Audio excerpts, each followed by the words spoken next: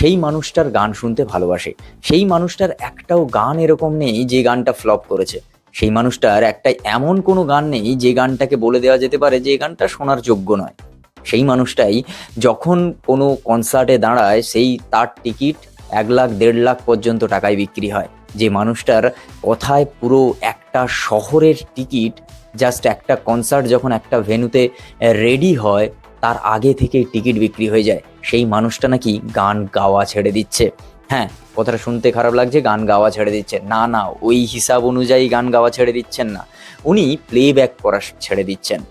আপনারা জানেন যে বড় বড় যে হিরো বা সুপারস্টার মেগাস্টার তাদের যেসব গায়কের লিপ মিলিয়ে যে সুন্দরভাবে একটা অভিনয় করে, আর হয়তো কোনো দিন অরিজিৎ সিংয়ের গানে লিপ মেলানোর জন্য কোনো হিরো থাকবে না। কারণ অরিজিৎ সিং নিজেই সরে গেলেন প্লেব্যাক সিঙ্গার থেকে।